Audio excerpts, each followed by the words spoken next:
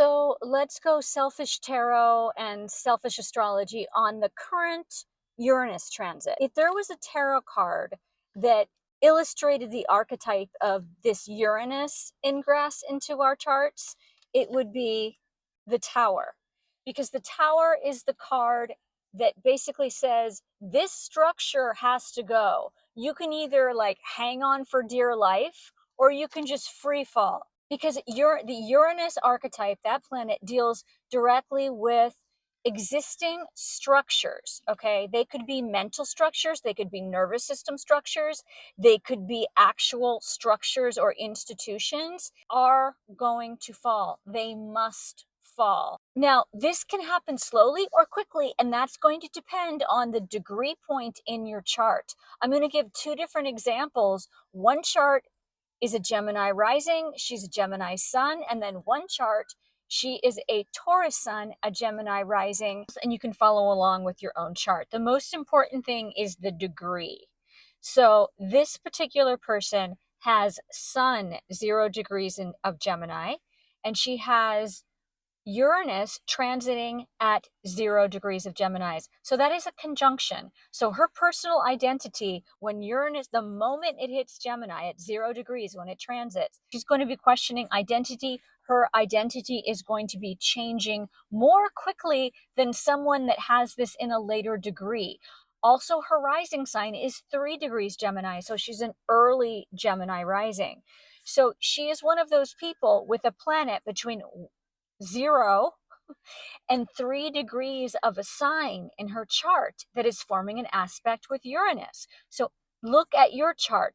If you have early degrees, 0 to 3 degrees in Pisces, Virgo, Gemini, Sagittarius, the mutable signs, then this transit right at the get-go is going to feel like something for you.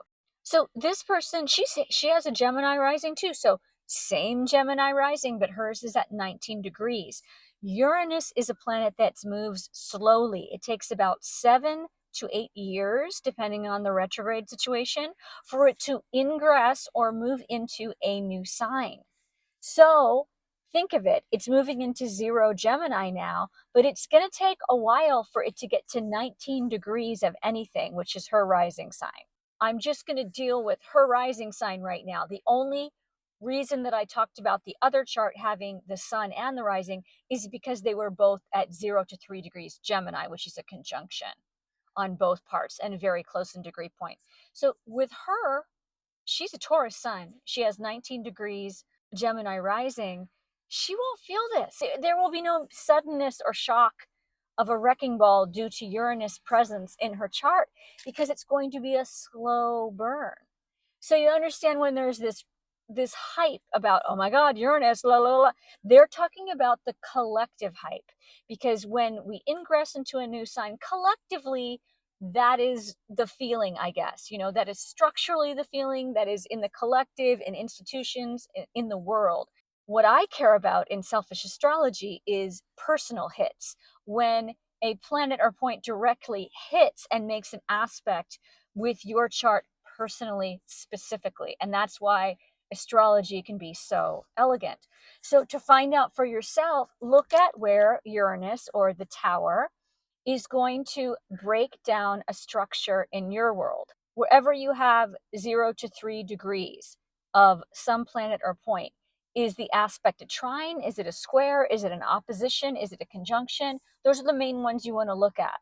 Now, I'm not saying that somebody that has late degrees of Gemini or any of the mutable signs won't be affected. They're just not going to be affected as much as these other people.